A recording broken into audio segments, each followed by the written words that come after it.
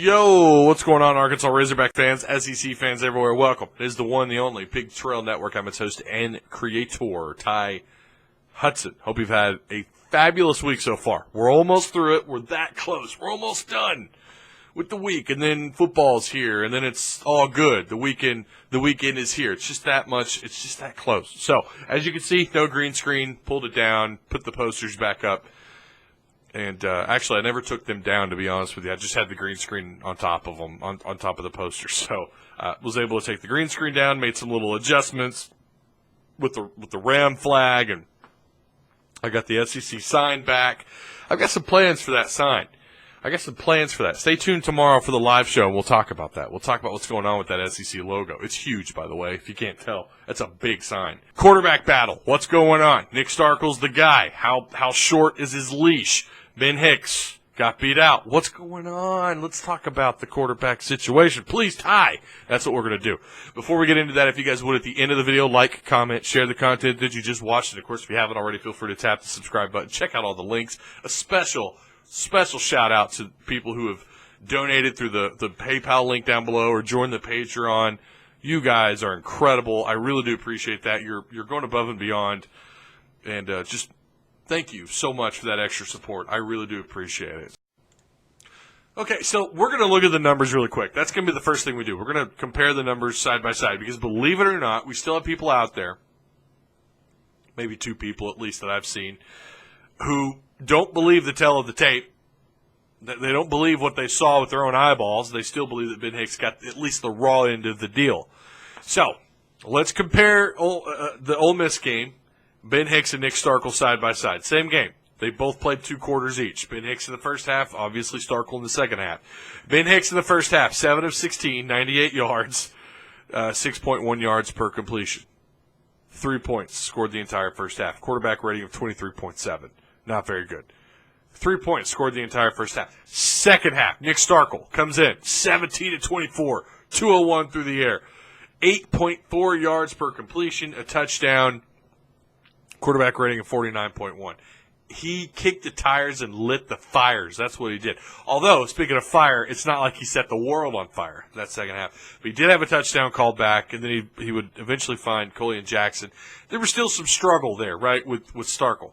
But I think that goes back to some things, and we'll get to that in just a second. You're still not impressed. Throughout the year, keep in mind, Portland State now, okay? And then Ole Miss. Ben Hicks. On the year, 21 of 45, 241 through the air, 46% pass completion ratio. That shouldn't be that low after playing at least Portland State, right? Like you would hope that would kind of help it adjust that completion percentage by just a little bit. Nope, not at all. No touchdowns, no picks. He's been sacked 3 times for negative, what was it, 16 yards? Is that what it was? Negative 16? Yeah, negative 16. Nick Starkel, less pass attempts. Was only given a tiny bit of time against Portland State and then played the entire second half against Ole Miss. 21 of 29, 249 yards through the air, 72% completion ratio, 8.6 yards per completion, a touchdown, and an interception. He's only been sacked 1 time. Let the numbers do the talking because Starkel's clearly the better guy on paper and with your own eyeballs when you actually go back and watch film. There's no doubt that the staff really appreciates knowledge. There's no doubt they feel like they owe Ben Hicks a little something. The guy, had the opportunity to stay at SMU, ran that offense, probably no competition as far as I know. Instead, he decided to come here and try to make it big, and it just didn't work out, or it hasn't worked out. Here's the issue that I've had all along. They haven't just stuck with a guy. If Hicks was your guy all along, then he needs to run only with the ones. You don't mix the two in. Maybe you do a little bit in the beginning, but this all through fall camp, this is what they've done. They've mixed the two in with the ones and twos. No. Announce your starter. He works with your ones. You get in that many more reps with your ones. That's what you do. They haven't done that. Starkel complicated things, but for the better. Starkel, if he comes in and he's that competitive, all things considered, in my opinion, Starkel should have been the guy from day one. That's very easy to say, though. Hindsight is 20/20. There's no doubt about that, right? It's very easy to make that call right now. Look, I don't think anybody thought Hicks would be this bad so far. I certainly didn't. I've always said he's limited, but I felt like because of his knowledge, he'd be a little bit better. And he hasn't looked good. The offense still has no rhythm. Nobody gels. Nobody's on the same page. Hell, you've got a staff at the end of the first half against Portland State. You've got the head coach telling you to spike the ball. The rest of the staff's over there playing air guitar. I guess that's one of their signals. It seems like right now the quarterback situation, I think it's still up in the air. Starkel's the guy. He should be the guy, but I feel like he's going to have a short leash. If Starkel throws a couple of picks, he's going to get yanked. He's going to throw Ben Hicks right back in there. I feel like that's what's going to happen. And look, Starkel's a gunslinger, okay? He lives and dies with his arm. That's exactly what he does. He reminds me a little bit of Ryan Mallett. He's just a gunslinger. He's going to throw the ball up and, with a wing and a prayer, you hope that your guy comes down with it. And you know what? 5 times out of 10, they probably won't. That's what Starkel is. But what you get with Starkel is a guy that stretches the field. Imagine what that does. The problem they've had since last year, since the Chad Morris era began, was that there was no vertical threat. There was no reason to stretch the defense out. Safeties didn't need to worry about backing up. They creeped up. It completely exhausts your offensive lineman. It completely exhausts your run game entirely when you're stacking the box every play because there's no vertical threat. With Starkel, you have a vertical threat. With Ben Hicks, you don't. Ben Hicks is exactly as he was advertised. He's a very conservative type of quarterback. That's his decision-making process on the field. He's going to throw to his check downs. He's going to throw to his little 4 and 5 yard little hitch routes, little out routes. That's who he's going to throw to. He's not going to stretch the field. He doesn't want to make mistakes.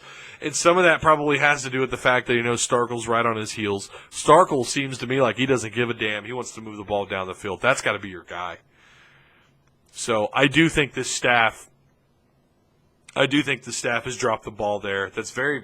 It's telling, but that doesn't mean either that they're not going to be successful. And I don't want people to get that. I don't want people to think that, Ty's, part of the negative Nancy crew. He's a negative Nancy. I'm not there. I'm just not seeing I'm not seeing the light at the end of the tunnel outside of recruiting. The product on the field is still problematic. It's not there. It's not very good. It's not a good product right now. It's broken. The pieces are falling apart as you're pulling it off the shelf, and they just need to get it fixed. I think they can. I think Chad Morris, I do have confidence that Chad Morris is capable of doing that. Does he do it? I don't know. It's another topic, another video for another day. That's it. Thank you guys so much for stopping by, taking time out of your day. I really do appreciate it. We're going live tomorrow. It's going to be earlier than normal.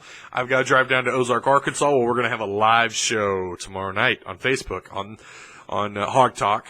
You can find us on the Hog Talk podcast on Facebook. If you don't already, follow us there. Follow us on Twitter. Looking forward to it. But I will be live here. I'm going to be live twice tomorrow. I'll be live here earlier in the day. I'm thinking probably around lunch, somewhere between 11 and 1. So keep your ears to the ground and your eyes on your screens. We'll see you tomorrow. Looking forward to it.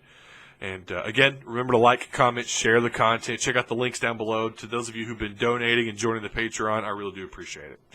And until tomorrow, woo pig.